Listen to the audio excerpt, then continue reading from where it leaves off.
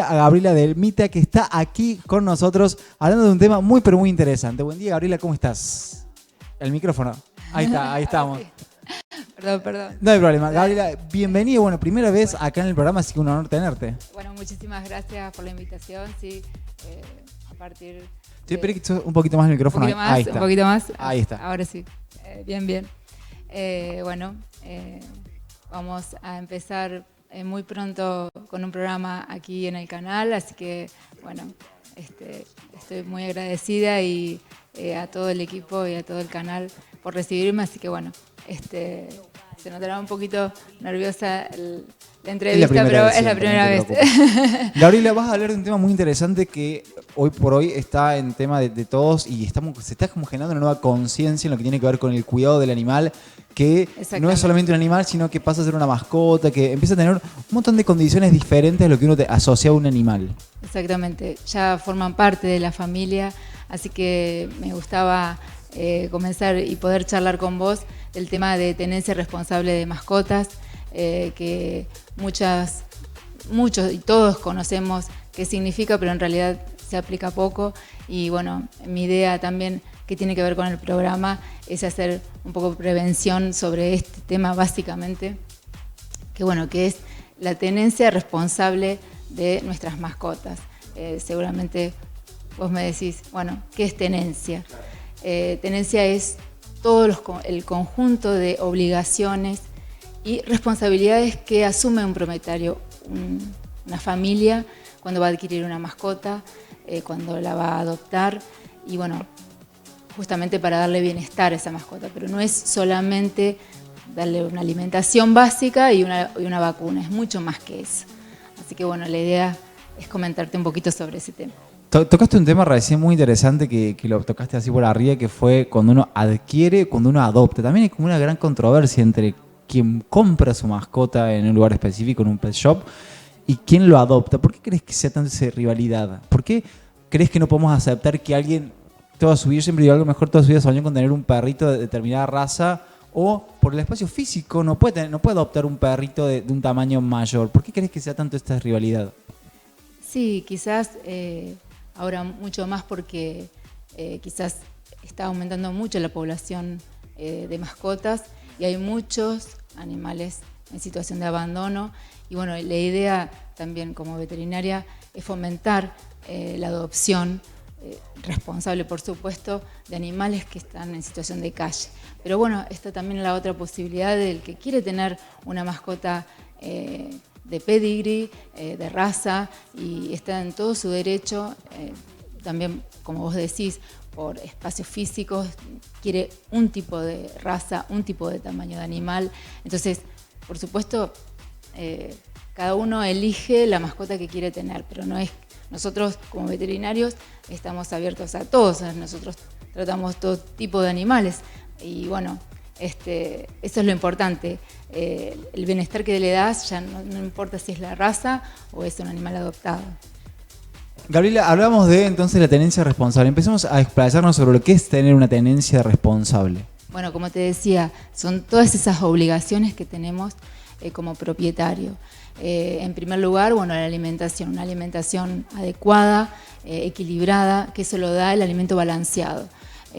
Los alimentos que podemos dar, las horas de comida o la comida que nosotros podemos hacerle, no está balanceada, no cubre los requerimientos que necesita nuestra mascota. Entonces, sí o sí, el alimento está totalmente cubierto, todos esos requerimientos en proteínas, en minerales, en grasas, en hidratos de carbono. Entonces, siempre yo voy a fomentar un alimento de muy buena calidad, porque eso también evita posteriores. Uno cree que abaratando un poco el costo de lo que es el alimento balanceado, en realidad estamos perjudicando, porque a la larga nos trae problemas no solamente digestivos, sino otro tipo de enfermedades. Eso en cuanto a alimentación. Después también tenemos el tema del hábitat donde va a vivir nuestra mascota. Eso tenemos que tener bien en cuenta. Si tenemos espacios chicos, tenemos que saber a la hora de decidir también eso de antemano, dónde va a tener el animal, porque no podemos tener un animal de gran estructura en un espacio chico como un departamento. Por supuesto, ahí va asociado también el tiempo que necesita ejercitarse el animal. Ese es otro tema que hay que tener en cuenta, que el animal tiene que tener actividad para evitar que se estrese, para que sea una persona, un animal activo. Necesitamos, lo ideal sería sacarlo 2 a 3 veces por día. Y bueno, y si no, bueno, si tenemos el patio, tratar de generarle juegos para que ese animal, si está solo, si no tiene a nadie, bueno, tener esa posibilidad de entretenimiento y no termine siendo un animal estresado, que después tiene problemas de comportamiento, que ese es otro tema que hay que tener en cuenta, socializarlo desde muy pequeño para que no tenga problemas de conducta, que no sea un animal agresivo. Eso también es muy importante. Qué interesante todo lo que planteas, porque uno empieza a darse cuenta que en realidad tener una mascota es como un trabajo también, ¿no? Digamos que tenés que estar consciente de esta adopción o de esta compra que vas a realizar y dedicarle ese tiempo porque lo requiere el animal. Lo requiere el animal. Y algo que quiero destacar siempre, que la adopción o la compra del animal es una responsabilidad que lo adquirís por más de 15 a 20 años, que eso no se tiene en cuenta. Es una responsabilidad que lo vas a tener por todos esos años a cargo de este animal, que depende de vos, solamente de vos, de la alimentación. Y bueno, algo muy importante que te quiero comentar es el tema de la higiene también. La higiene tanto del animal como del ambiente donde vive es muy importante en el tema de lo que es la tenencia. Toda la higiene en cuanto a lo que son los baños, tanto de prevención como lo que es baños para lo que son antiparasitarios, sino el baño periódico también y cepillado del animal periódico. Eso es muy importante para eliminar todos los detritos que tiene en su piel y mantener acicalado el animal es lo ideal. También el ambiente es muy importante, hacer la desinfección. El veterinario te va a decir qué tipo de desinfección tiene que tener en el ambiente donde vive, en el parque donde está. Y por supuesto, siempre hago hincapié en la higiene de especialmente los niños, de cuando vamos a jugar con nuestra mascota, que se limpian las manos cuando después van a comer, porque transmiten parásitos y eso no se tiene en cuenta, pero es muy importante, es la higiene de los 3. Recién hablabas de la higiene del animal y hablamos fuera de cámara de cómo sería el periodo ideal del baño del animal. Sí, ahí te comentaba que lo ideal sería cada 15 días, pero en general en muchos casos se hace una vez por semana. Pero esto de evitar que se quite esa barrera protectora que tiene la piel, por eso nosotros fomentamos que no se bañen periódicamente los animales, sí bañarlos si estamos de acuerdo, y con un jabón en lo posible, lo más neutro posible, eso sería lo ideal. Y evitar todo lo que son perfumes, y eso se puede evitar. En mi caso, yo no lo fomento. Yo te escucho a vos y pienso cuando a veces llevas tu mascota a bañar a algún lugar que te devuelven o con brillito pegados en la frente o con perfumito, porque pasa que le ponen los colinches. Digamos, ¿eso al animal le genera estrés también todas esas cosas o uno lo percibe? Y en general, nosotros como veterinarios vemos que las personas por ahí humanizan un poco el animal. Yo no estoy tan de acuerdo, pero en general el animal no te expresa ese estrés que está teniendo. No son, que es lo que yo siempre hago hincapié, hay que conocer sus necesidades básicas, no son las mismas que las nuestras.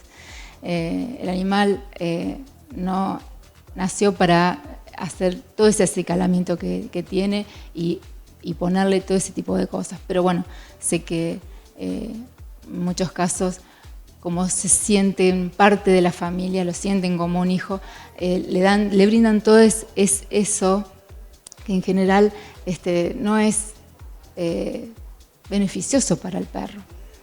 Muy buen tema que trajiste de cuando humanizamos al animal. ¿Por qué crees que hemos llegado a este proceso de humanizarlo?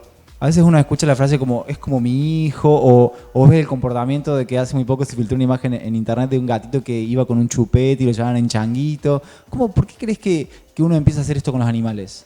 Y por esto mismo que te digo, que empiezan a ser parte de la familia y confunden que es un animal con otras necesidades, que no son las mismas que el ser humano tiene otras.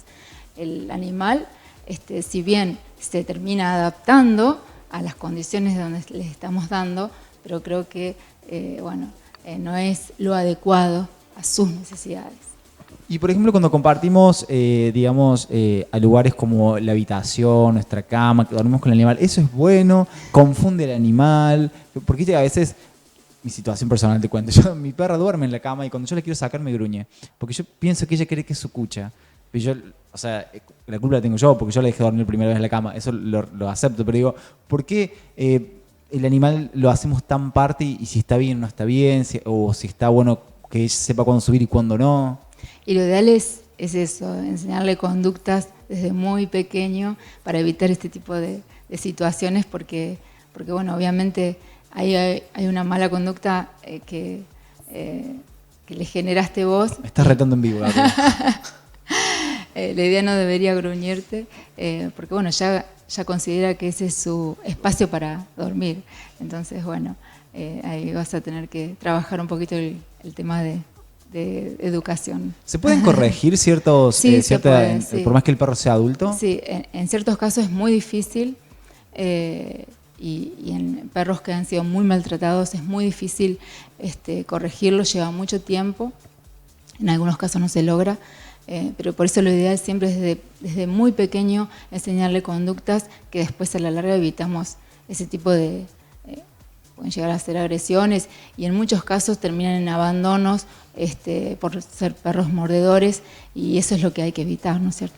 Ahí quería llegar a dos cosas. Primero, cuando uno está jugando con su perro y el perro muerde, es como una señal de alerta que tenemos que empezar a revisar cuando está jugando, que ya aceptamos que muerda y a lo mejor no le damos la importancia que tiene el caso. Es que hay que evitar ese juego total está mordiendo o dejarnos morder. Eso hay que evitarlo totalmente, porque eso el animal no está reconociendo, reconoce que puede morderte y eso en cualquier situación lo va a hacer. Y por supuesto, siempre teniendo en cuenta en los niños, un perro de talla grande con una mordida importante, puede llegar a producir un accidente muy importante en los niños. Si tuviésemos que hablar, si bien uno dice que en realidad no existen perros malos, sino que existen malos criadores, si tuviésemos que hablar, por ejemplo, de 3 razas de perros a tener en cuenta, en especial por su agresividad natural del animal y demás, que debamos tener cuidado, ¿cuáles serían esas 3 razas como para decir, mira, esta requiere más trabajo que otra raza? Sí, en realidad yo no quisiera hablar por esto mismo que te digo, que tiene que ver con el propietario que educa al perro, pero como te digo, los animales de gran porte, por su mordida y por su condición de selección, que ha sido seleccionado ese animal para perros de caza, en general, por ejemplo, o de pelea, entonces, ese tipo de animal, por su mordida, en general, puede llegar a producir más inconvenientes, si bien, como te digo, es el dueño el que educa al animal, pero posiblemente está dentro de los perros potencialmente peligrosos. Pero no me gusta hablar de razas ni... ¿Sentís como que lo estigmatizás al animal? Sí. Gabriela, recién dijiste algo y pensaba también en ciertos mitos que tenemos, frases que usamos cotidianamente, como por ejemplo, me mordió porque desconoció al dueño. ¿Es real eso que el perro puede desconocer a su amo o hay una situación que le molestó que lo llevó a morderlo? Y en general hay alguna situación, seguramente que hay una situación que estresó al animal y terminó en una mordida. Creo que parte desde desconocer las necesidades que tiene el animal, que terminan en esas situaciones. Y seguramente ahí hay un error de entrenamiento, ¿no es cierto?, de cómo se educó a ese animal.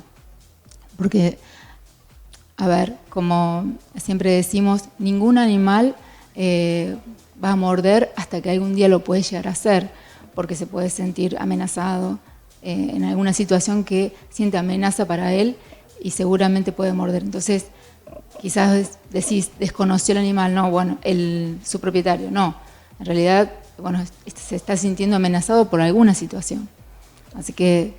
Qué buen dato ese que diste, porque ¿sabes qué pensaba cuando a veces uno habla de un perro que dice, no hace nada, no te preocupes, solamente ladra, nunca mordió, y un día muerde? Eso pasa, ¿es posible que sea eso, que un perro pueda tener una vida totalmente tranquila y un día morderte? Seguramente. Por eso yo siempre recomiendo cuando salen a pasear, lo ideal, y más que puede llegar a estar en contacto con otros animales, que salgan con bozal en casos que saben que el animal se puede sospechar de que se altera o se estresa en contacto con niños. Lo ideal es siempre usar bozal cuando en ciertos animales, por supuesto, no en todos. En esos casos particulares, yo recomiendo que salgan con bozal en la vía pública, ¿no? ¿Y cómo hacemos para cuando sucede ya, si podemos prevenir que nos mordiera a nosotros, que mordiera a alguien, cómo hacemos después para erradicar esa conducta? En ese momento que pasó el incidente de la mordedura, ¿cómo hacemos para que el animal comprenda que eso no se tiene que volver a hacer? Y bueno, eso sí es con trabajo ahí de educadores caninos. Yo los recomiendo, la verdad que hacen un buen trabajo. Acá no hay etólogos veterinarios, que es la rama que nosotros tenemos para hacer educación animal. Acá hay muchos adiestradores que hacen un muy buen trabajo y sería, lo ideal es eso, lo antes posible tratar de corregir esa conducta, esa mala conducta. ¿Puede ser una mala conducta que sucede una vez y sigue repitiendo, o puede ser que solamente sucede una vez y no se repita más? No, se puede volver a repetir, sí, seguramente, sí. Por eso lo importante es eso, ¿no? De